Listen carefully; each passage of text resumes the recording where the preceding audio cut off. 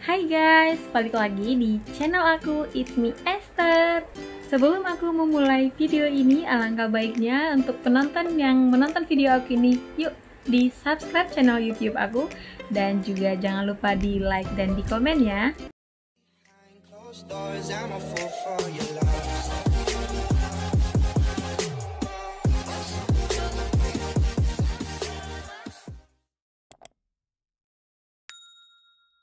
Di video kali ini, sesuai dengan thumbnail dan judul video, aku bakalan ngebahas ke kalian biaya hidup di Malaysia. Biaya aku di sini atau biaya TKI yang bekerja di sini itu berapa sih, kayak gitu ya kan.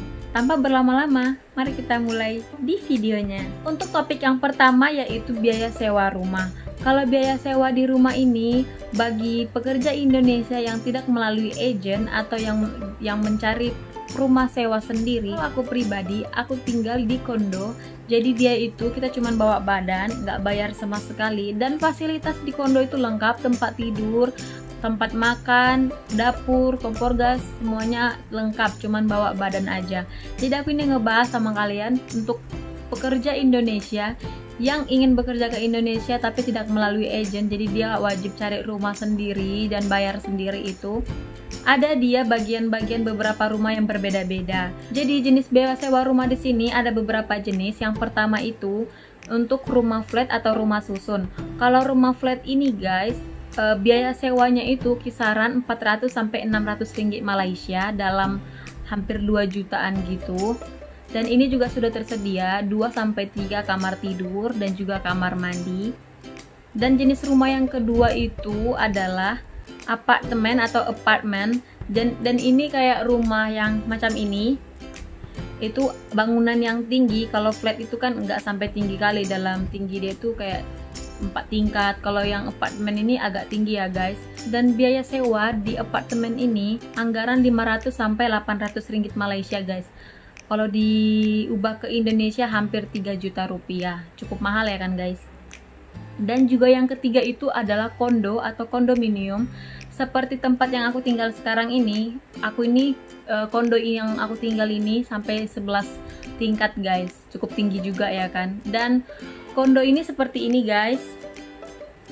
Kalau kondo ini guys cukup mahal, ini biaya sewanya 1000 sampai 2000 kayak gitu guys. Kenapa lebih mahal kak sewa di kondo? Karena sewa di kondo ini tampilannya seperti ini. Sewa di kondo ini dia sudah difasilitasi dengan security, juga ada tempat gym, dan juga ada kolam berenang. Tempatnya nyaman untuk ditinggali gitu guys, makanya cukup mahal kayak gitu. Dan kita beralih ke biaya makan sehari-hari. Pribadi kalau biaya makan itu, aku kalau pagi makannya nasi lemak, tapi tidak selalu sering aku makan nasi lemak. Kalau nasi lemak ini guys, ada nasi lemak yang kosong itu harganya RM1.50. Tapi kalau ada nasi lemak yang kita mau kayak tambah daging gitu, itu harganya cukup mahal, RM4.50, tapi nggak menentu juga RM4.50. Kalau makan siang aku guys, aku makan siang itu karena di kilang aku ada kayak ayam penyet. Ayam penyet itu di sini harganya RM6 Malaysia. Itu aku selalu makan siang pakai itu. Atau nasi campur kayak kita nasi padang yang ada nasi, ada lauk, ada sayur kayak gitu. Itu juga dalam anggaran RM6 atau RM5 kayak gitu guys. Dan juga untuk makan malam, aku mau juga kadang makan nasi, atau juga aku kadang beli sate kayak gitu. Di sini juga ada sate ya guys, orang Indonesia yang jual. Harganya itu dia buat di sini harganya RM5 ya. Dan untuk airnya, kalau di sini air mineralnya dalam 1 botol, kalau di Indonesia kayak Aqua kayak gini, kalau di Malaysia dia kayak ini, Sea Master namanya. Kalau di sini si masternya itu yang kecilnya itu harganya RM1 Malaysia, tapi kalau yang agak besar lagi seperti ini harganya itu RM2 Malaysia. Dan kalau lebih besarnya lagi yang 3 liter itu harganya RM3 Malaysia ya guys. Untuk minuman yang lainnya ada seperti teh ice yang di Indonesia teh manis, dan juga ada teh tarik. Jadi kita total untuk makan atau minum setiap harinya itu pastinya sudah ada habis dalam 15 ringgit sampai 25 ringgit. Tapi aku anjurkan untuk orang yang rajin masak atau yang suka masak, lebih baik masak guys, lebih hemat. Kalau kita selalu makan di luar, itu bisa kita bilang habis 25 ringgit atau 15 sampai 25 ringgit. Tapi nggak nentu juga loh sampai kayak harus itu setiap harinya duit kita habis. Jadi lebih baik atau lebih hemat kita itu wajibnya masak ya kan. Jadi menurut kalian itu kalau makan di sini itu mahal atau enggak sih? Dan kita beralih lagi ke data internet. Kalau aku pengguna Hotlink, dan untuk data internet aku 1 bulan itu aku habis dalam 35 sampai 40 ringgit Malaysia. Itu sudah nonstop unlimited 1 bulan guys. Bisa tengok YouTube, boleh download drama, boleh buka IG, Facebook, YouTube, semuanya aku boleh buka. Jadi untuk data internet itu aku habis dalam 35 sampai 40 ringgit Malaysia ya. Tapi kalau untuk telepon ke luar negara, untuk telepon ke Indonesia itu ada pakai telepon ke luar negara Indonesia 3 ringgit itu bisa beli dalam 1 hari telepon kayak gitu nonstop. Tapi karena aku enggak teleponan ke Indonesia melalui call kredit atau telepon biasa, jadi aku nggak pernah beli telepon gratis itu, karena aku selalu gunanya video call dari WhatsApp atau audio call kayak gitu, berhubung jaringan di kampung bagus. Kita beralih ke transportasi, dan berhubung lagi aku tinggal di kondo ini, saat pergi kerja kami sudah disediakan bus gratis, bus untuk pekerja, jadi nggak perlu bayar sama sekali. Tapi kalau untuk pekerja yang tidak menaiki bus secara gratis seperti ini, bisa menaiki Grab.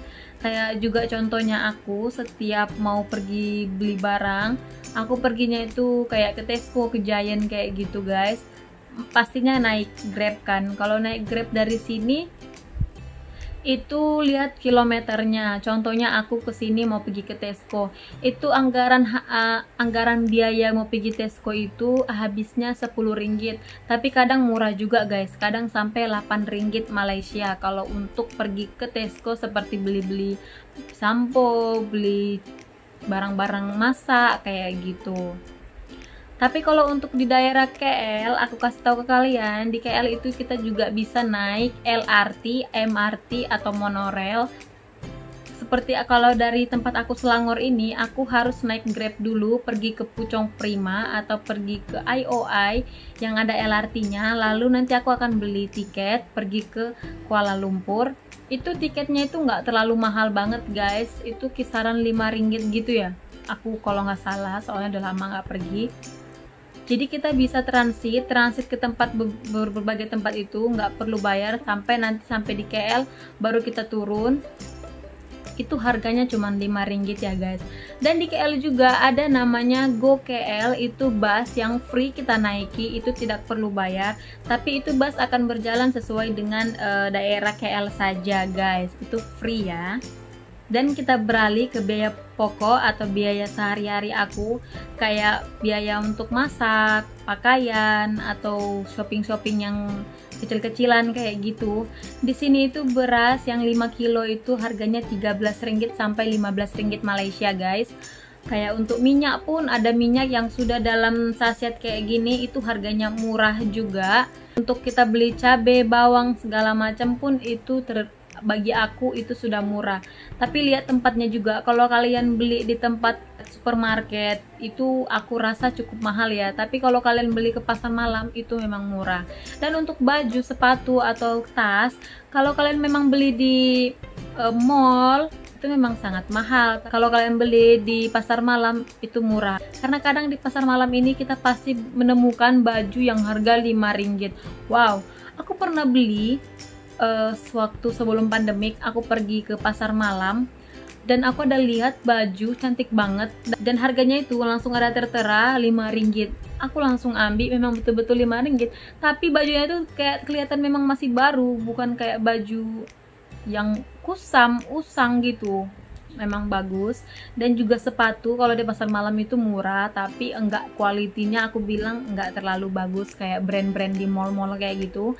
Jadi untuk biaya shopping ini, lihat orangnya ya. Kalau dia memang kaki brand-brand mahal, memang itu memakan uang yang sangat banyak.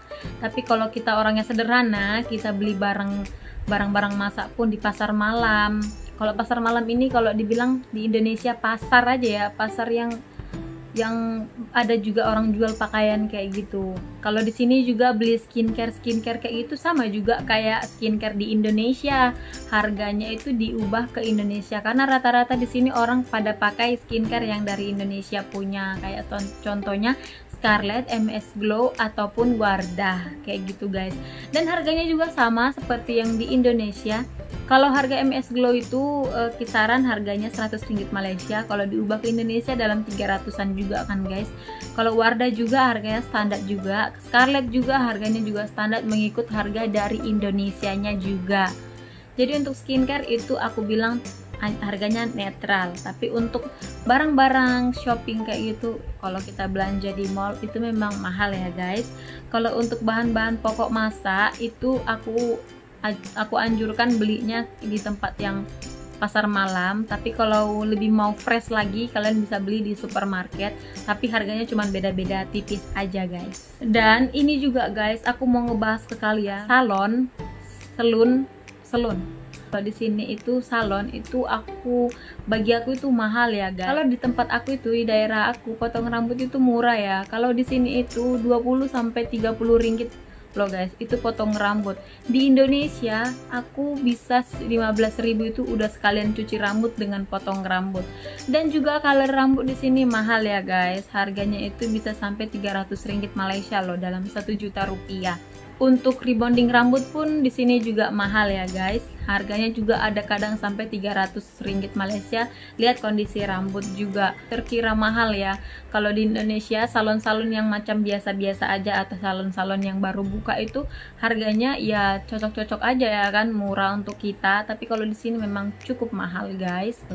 Dan juga untuk kesehatan kayak gigi, di sini kalau mau cabut gigi itu untuk aku pribadi itu mahal banget. Karena kemarin temen aku dia baru cabut gigi, ada 3 orang temen aku, dan biaya yang dia keluarkan itu hampir 250 ringgit guys.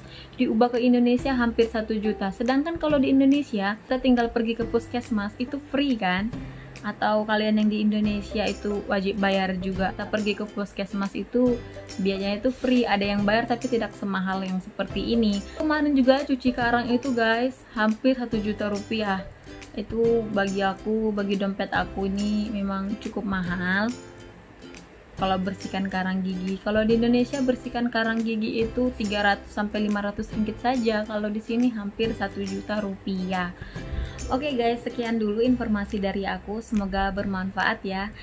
Terima kasih sudah menonton video ini. Jangan lupa di like, komen, dan di subscribe channel YouTube aku.